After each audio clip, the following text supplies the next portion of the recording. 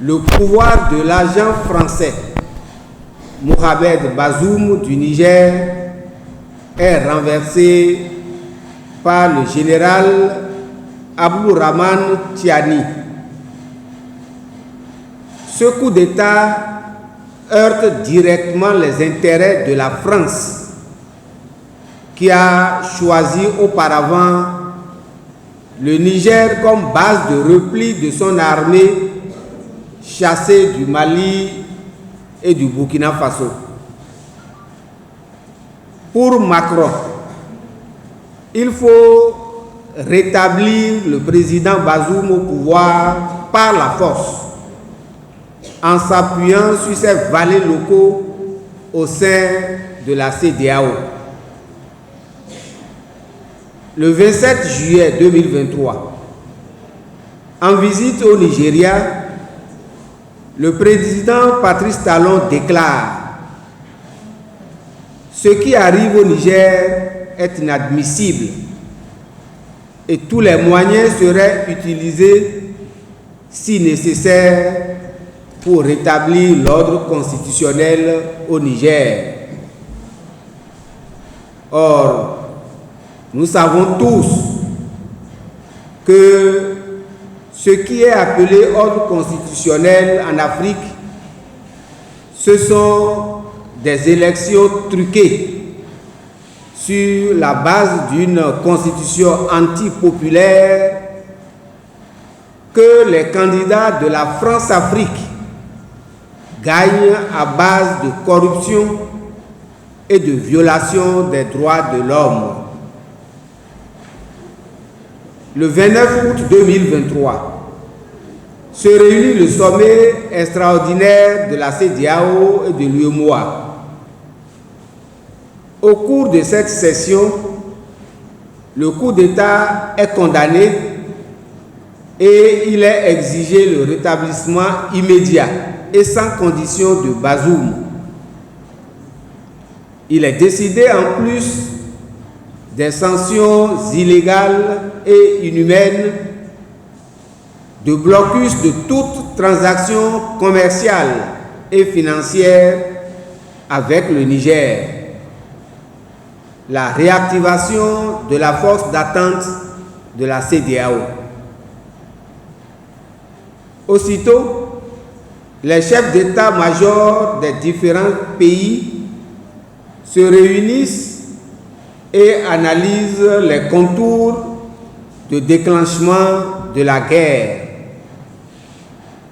Ils déclarent naturellement être prêts et disent même avoir un plan et une date et n'attendent que l'ordre des chefs d'État.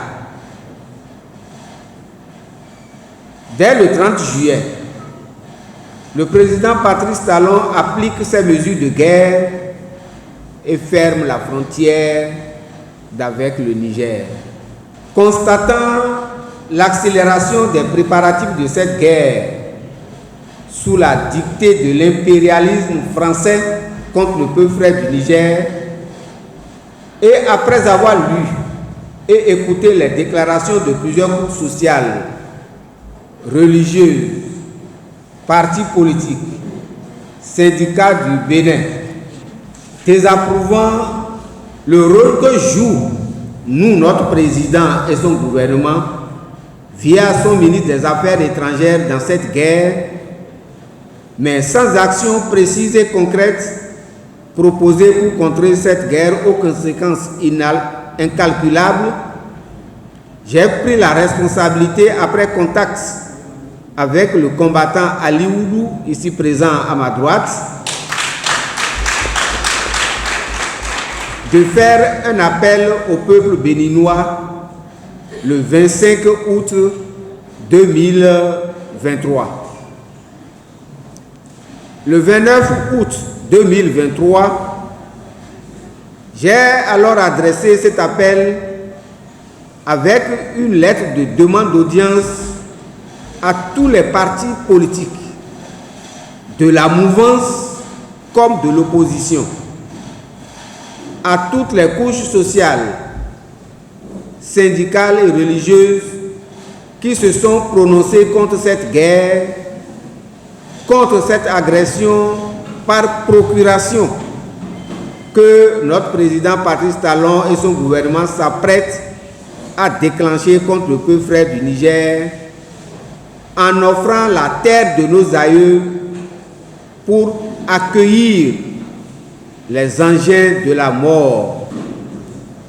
Dans cette démarche, j'ai été fortement soutenu par le Parti communiste du Bénin, PCB, le PSD Bélier, Parti social-démocrate du Bénin, le président du comité béninois de mobilisation des peuples pour les États-Unis d'Afrique, COBEMOP, EUA, de Alioudou, de l'ONG Urgence panafricaniste de Kémy Séba, des personnalités politiques, toutes tendances confondues, des jeunes, des femmes, des syndicats, etc.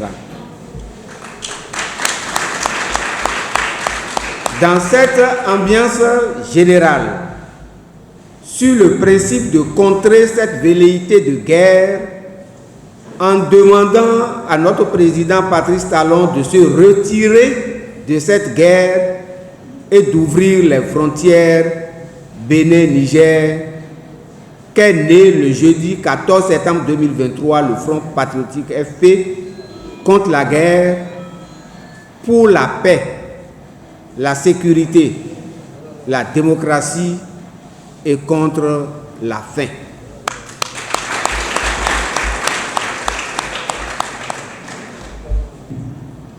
Le front est ouvert à tous ceux qui ne sont pas encore prêts ou qui ne saisissent pas encore correctement l'importance du tournant.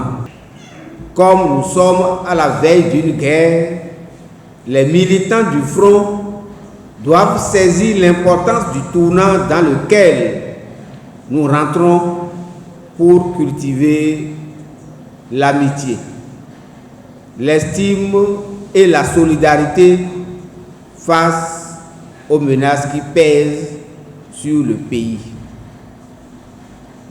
Comme on le voit, le Front patriotique est né pour arrêter la guerre au Niger, combattre l'impérialisme français qui fait et défait les pouvoirs en Afrique, chasser toutes ces bases militaires en Afrique pour une Afrique unie et prospère et à terme voir naître les États-Unis d'Afrique.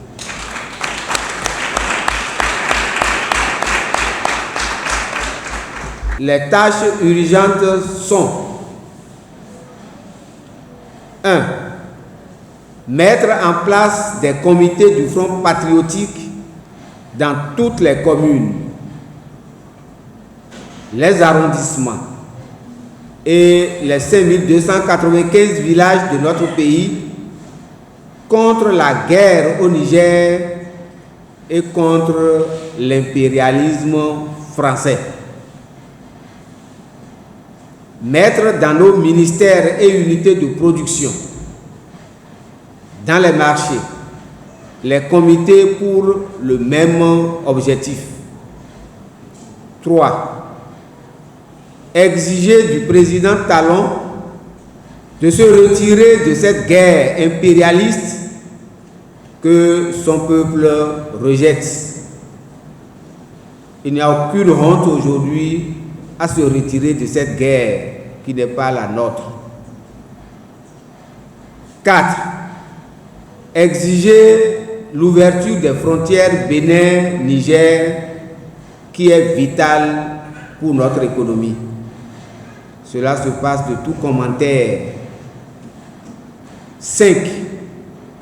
Rappeler constamment au peuple et notamment à la jeunesse de rester éveillé et debout, car l'avenir de l'Afrique entière se joue actuellement au Niger, au Mali et au Burkina Faso.